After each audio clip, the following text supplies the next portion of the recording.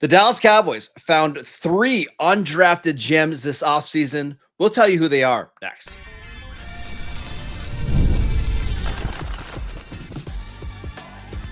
You are Locked On Cowboys, your daily Dallas Cowboys podcast. Part of the Locked On Podcast Network, your team every day. Welcome back to the Locked On Cowboys podcast, part of the Locked On Podcast Network, your team every day. We'd like to thank you for making us your first listen of the day. Today's episode is brought to you by Game Time. Download the Game Time app, create an account, and use promo code LOCKEDONNFL for $20 off your first purchase. Welcome back. I am your host, Marcus Mosher. You can follow me on Twitter at Marcus_Mosher. You can also check me out over on the Locked On Dynasty Football podcast. And joining me today, as always, is Landon McCool. You can follow him on Twitter at McCoolBCB. And on today's show, we're going to discuss 3 undrafted free agents that the Cowboys signed earlier this offseason that we think have a chance to make the 53-man roster. But before we do that, Landon, we got to say the Cowboys have had a pretty good track record of undrafted free agent players making the team, and not only just making the team, but becoming highly successful. Yeah, I mean, it seems to extend even well past the Will McClay era, but the Cowboys have always been very good at identifying folks that slipped through the cracks that didn't get drafted. I think part of it is that they've invested so much in that department that they get a lot of names. They end up producing very large boards. And they end up getting a lot of faces that they get time in front of it, and they get to examine, and that really kind of helps that when the draft's over, once the 6th and 7th round rolls around, they're already on the phone with some of these folks that they expect are not going to get drafted and starting to make money. And that's one thing that you can say about Jerry Jones is that he's never been afraid to throw around undrafted free agent money, which ultimately can be a real big gambles. I mean, you can throw. I mean, it's not a lot of money, but you'll throw a lot of it all over the place on spots where guys, probably won't make the team. So the Cowboys, great depth at the scouting department, their ability to kind of scour the entire country for a bunch of different names, and then Jerry's willingness to throw down the cash when it's time to negotiate. I think those two things really help the Cowboys get, every single year a really strong undrafted free agent class, and it's Bowie the bottom part of their roster for a better part of a decade. Yeah, and think about all the names that have been undrafted free agents that have had success here, between Tony Romo, Miles Austin, Rico Dowdle last year. Terrence Steele was an undrafted free agent playing at right tackle. Marquise Bell, I mean, the names can go on and on and on. So, of all the teams in the NFL, the Cowboys are one of the franchises that has a lot of success. We've been talking even someone like Brevin Spanford and Hunter Lipke, not superstars, but just solid players. Yeah, I mean, you don't have to hit on all your 4th, 5th, and 6th round picks to kind of make the back end of your roster healthy if you consistently can pull 2 or 3 guys that are, every year from the undrafted free agent class that maybe don't contribute this year, but you get them into your system. You have their rights for next year, usually on very team-friendly contracts. Right. And then once you have them in your system for Brock Hoffman, another name, right? Just another guy that just has been sitting in the Cowboys system for a long time. And then lo and behold, an injury happens in his 2nd or 3rd year, and suddenly he's ready to be a starter, and he didn't even draft the guy. So that's the kind of long-term thinking investment that they make at the position. Is they understand, hey, a lot of these guys are still talented. They just need to be in a professional system for a little while for them to kind of catch up with these draftable guys. And then once they're ready, we don't really care where you come from as long as you're performing. And the Cowboys will do a good job of giving those guys opportunities, which again promotes their ability to get these guys out of the draft. It's a positive system for the Cowboys team building. All right, so let's get to the names. And probably the player that the fans are the most excited about is Trey Sean Holden, a wide receiver from Oregon. This is somebody who was a big-time recruit coming out of high school, a 4-star recruit, went to Alabama, eventually transferred to Oregon, and had a pretty good year under Junior Adams, the Cowboys' new wide receiver coach. That's probably why he's in Dallas right now. But what did you see from Holden when you watched this tape? Well, when you watch Holden, I mean, I'll say this. I think it's a lot of average stuff, right? It's a lot of he's got average size and he's got some good height, right? But he's average in almost every other respect, right? He's got very average athleticism, average body size, and whatever juice he has in his game, it comes from his attitude and play style. It feels like, and I'll say this: like the more you watch him play, the more he grows on you, right? Because I do think that you watch him and before the catch, nothing special. At the catch point, not really that special. When he gets the ball in his hands, he's pretty good, right? He can break some tackles, he can make things happen. But again, like the more you watch this guy, especially as he operates versus zone coverage, you see him, kind of running his routes kind of violently, right? He's very frenetic in his route running. He likes to, but he's also smart. Like he also you see him kind of finding zones and then sitting between defenders and presenting himself to the quarterback, right? And knowing how to kind of manipulate those things. He doesn't quite have the athleticism that you would love for a guy that would consistently separate versus man coverage early. No. Like that's just not there. But as a guy who can find an open space and be a reliable receiver and plays with an attitude and plays with a level of physicality that when he's on the field, like he plays, that you feel his presence a little bit. I got to admit, like, as I was watching him, I kind of was like, okay, yeah, he's not exceptionally fast. He's not really big. He's not really, a high point guy necessarily. But he just does a lot of things kind of well, and he does it with a chip on his shoulder a little bit. And so I think, again, just kind of like what we talked about with these undrafted free agents, I'm interested in getting a guy like this into the locker room and seeing kind of how he develops, right? Could he be and again, maybe not off the field, but a Sam Hurd type, Sure. guy? Like Yes. he's a physical kind of not big guy, but like he can come in here and give you some good blocking snaps and then also just be a threat. Like if the play breaks down to kind of get open and present to a quarterback. I liked him a lot as a potential long-term development guy, even though, like I said, he's not Turpin. He's not, these guys that's got like 4.3 speed, that's the physical trait you want to develop. It's more kind of subtle than that. But I think he could develop into a guy who could be a reliable receiver. The NFL is littered with players like this. The guys that run in the high 4.5s, low 4.6s, but they can block and they play hard and they're physical. I think a good example of this, it would be like Noah Brown, right? Noah Brown was a 7th round pick coming out of Ohio State, was not fast, was not dynamic necessarily after the catch, but there was just something about his game physically where you saw it. And it took Noah Brown 3 years in the NFL before he became, a guy that even was on the field on passing downs. But look at Noah Brown now in the NFL. He's had a long career. I'll give you another example. Jauan Jennings for the 49ers. I think he ran at 4.75 at the NFL Combine, but he was 6'2", 210 pounds and blocks his butt off. And now he's become a really important part of the 49ers offense. I'm not saying that Holden is going to get there, but there are plenty of receivers that fit this profile in the league that have had long careers, and it won't surprise me if Holden's another one. Yeah, I mean, I think literally, just to kind of prove what you're saying, literally my notes say an acquired taste. Tough to see early on because his physical tools imply he will need to overcome a lot to make it in the NFL. However, as you watch him play more, you realize he could be the one to beat the odds just because, like I said, his play demeanor, his play style, he seems to be smart just based on the way he plays the game. And smart, tough guys who work hard, those are the ones who overcome the odds on this sort of thing. So, or you have incredible physical traits. Yep. He's the former type, not the latter, but those guys make it all the time. I don't think he's going to make the 53-man roster this year, but I wouldn't be surprised if he's a practice squad guy that ends up kind of fighting his way onto the roster at some point, whether it's this year, next year. Clearly, he's got a sponsor in Junior Adams that loves him.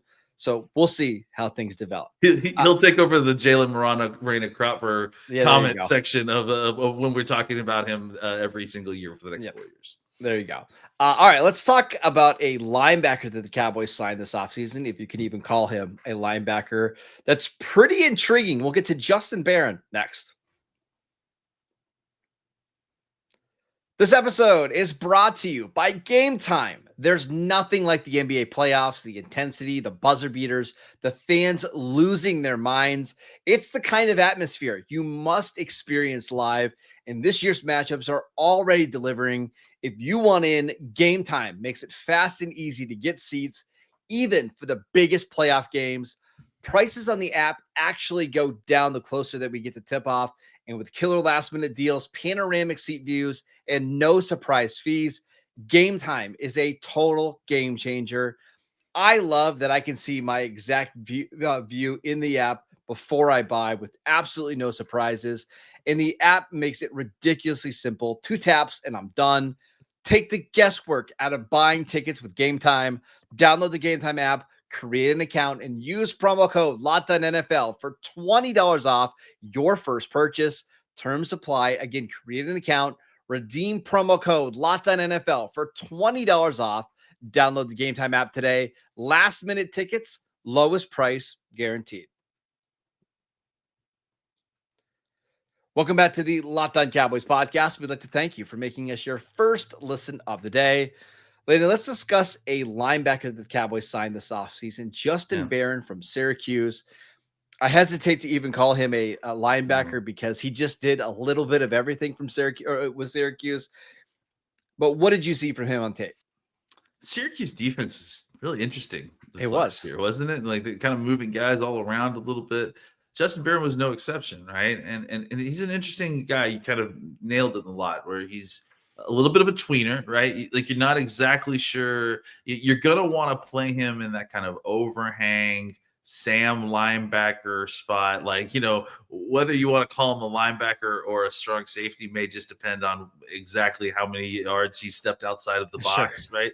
So yeah, and you saw a lot of both. I mean, he is physically kind of a tweener, right? Like I do think, to me, I would play him at linebacker and try to get his weight up a little bit, because I do think that it's much more likely that you're going to get a slightly undersized, you know, but still quick linebacker as opposed to a athletic, you know, enough safety who's frankly big enough to make a difference. But I'll tell you this much: while you're figuring out what he is as a defender, I think you're going to get a very good special teams player, right? You know, he is a guy that has a really great flying 20. If you look at his RAS score, it's all kind of, again, sort of average, even when you look at him as a linebacker. That's why, you know, even though he is kind of a tweener, that he doesn't quite have the athleticism you would expect for a 220-pound linebacker, right? Like, I mean, he's good, but not great. And I think but I think his like flying 20 is good. So that I think, you know, you can get him on kickoff teams, punt coverage teams, and he'll be really, really strong because he is a good tackler and he plays well in the box. And I do think that, you know, despite not being overly big, he operates well in tight spaces because he's so short area quick, you know, and I don't think he's ever going to be a guy that you're loving to kind of take on linebackers. I think he obviously, I mean, take on linemen. I think he plays a little bit like Overshown in the sense that, you know, that's how he's going to try to win versus defenders in the box and space. He's going to use his quickness in his eyes. He's not the athlete that Overshown is at all. No, that's why he's actually closer to like Marquise Bell when Marquise Bell played linebacker. Yeah, where it's like that. Yeah. I'll give you a size here: 6'0", so just under 6'4", 225 pounds. He ran a 4.68 40-yard dash, which is good. It's not amazing, but 6.983 cone. That's the number right there. Like that is impressive change of direction. He can do a little bit of everything. Let me give you the snap breakdown. This is hilarious. PFF. 25 snaps at wide receiver, 198 snaps on defensive line, 1,400 in the box, 628 snaps as a slot corner, 7 as a wide corner, 388 snaps as a free safety, 110 snaps on kick return, 110 snaps on kick coverage, 180 snaps on punt coverage, 205 snaps on punt return, and 193 on field goal and extra point. Like he literally did it all for Syracuse. You know, it's also really funny just to kind of express to y'all how much of a tweener this guy is. I mean, just let's look at the height and weight again. He's 6'3", 6". So he's a tall linebacker, like by any comparison in the NFL. But he's still only 225 pounds. Like he is a beanpole. You look at him and he looks sort of like body style. I mean, I think Overshown again is the body. I mean, Bell, another guy, like just one of these kind of bigger, strong safety types that is tall and rangy. So I do think he's going to be able to play a little bit of everything. The position that I feel like I saw him the most at was Sam linebacker. Yes. And I do think it would be interesting to kind of see him play a little bit of that in the NFL, because I as we kind of trend back towards a little bit more of the run game, or at least more run formations and kind of passing out of that, I do think he's, fluid enough that I don't want him playing at strong safety, maybe full time. But if you've got three linebackers on the field, I mean, I certainly don't mind him spot dropping or taking on a tight end, or in short areas situations, because he's shown that he can do that. He's just an interesting athlete right now, and I just don't know that he has a position immediately in the NFL. But I think for exactly what the Cowboys have got him in for, where it's an undrafted situation, he's not going to be forced onto the field immediately. Nope. I do think he can come in and probably give you some special team snaps probably right away, because he is so long speed, fast, and can break down and is a good tackler. So I think he's going to have value for this team if they need him, pretty soon, with the idea of maybe developing him into a kind of nifty looking, kind of speed linebacker down the road. Yeah, I mean, I thought he had really good ball skills, and that's one of the things that is so intriguing. I mean, he's a former receiver, so yeah, we shouldn't be surprised. So as I'm watching him, I was just envisioning him dropping in a Tampa 2 defense where he's just flying down the middle of the field and daring quarterbacks to try to throw the ball, above his head. Again, he's 6'4" with awesome ball skills. That would be really fun to watch. He honestly reminds me of a guy that the Cowboys signed as an undrafted free agent 4 or 5 years ago. Remember Tyler Coyle, who they signed from Purdue? Sure. They really liked him a lot. Yeah, around the same time as Bell and all those guys. That's honestly probably the only reason he didn't make it. But he was another guy that they kind of moved all over the defense. They played him at linebacker. They played him at safety. It didn't end up working out, but it did for Marquise Bell. So who knows with Justin Barron? This is somebody that was a 2-time team captain at Syracuse. He racked up a bunch of tackles, and I think that's the thing that you always get nervous about with these guys that play a lot of different positions. Can you tackle? The fact that he has 90 plus tackles in back-to-back seasons says the answer is yes. He had one of those seasons where he had a broken hand, still had a bunch of tackles. I'm intrigued. I don't know if there's a spot for him on the roster right now, but I didn't necessarily think that Marquise Bell and Wanye Thomas were going to make the roster as undrafted rookies either, and they did. Look, if you're going to be fast and be athletic, and if you can tackle, and if you're, somewhere between 6'2" and 6'4" and 215 and 230 pounds, there's a spot for you in an NFL roster just on special teams, right? Yeah. And you can work your way into the rest of it along the way. I think you watch his tape, and you see the skill set he has, not just the athleticism, but what he can actually do on the football field as a tackler and as a defender. He's instinctual. He's not completely ready to play NFL snaps as a defender yet, but there's something there, and there's enough there that the special teams aspect of it writs large in his profile. So yeah, he's got a way to make the team with special teams, and he's got enough of a skill set that he's interesting to develop. And don't forget, Matt Eberflus is one of the best coaches in the league at developing linebackers. So if he thinks he has something, don't be surprised if maybe he makes the roster or he's one of the highest guys in the practice squad. He's somebody, Landon, that I can't wait to see in the preseason, because he's just going to get a ton of run. He's going to play the entire second half of these games. Player that I'm just very excited to watch. That's all. Yep. Just need snaps, and let's see where he goes from there. Can't wait to see.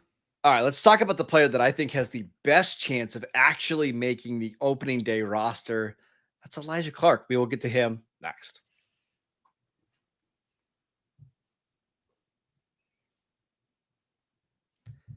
Welcome back to the Locked On Cowboys podcast. We'd like to thank you for making us your first listen of the day. For your second listen, check out the Locked On NFL Scouting Show. As training camps get closer and moves are being made, host Kyle Krabs and Joe Marino will make you the most informed NFL fan this offseason.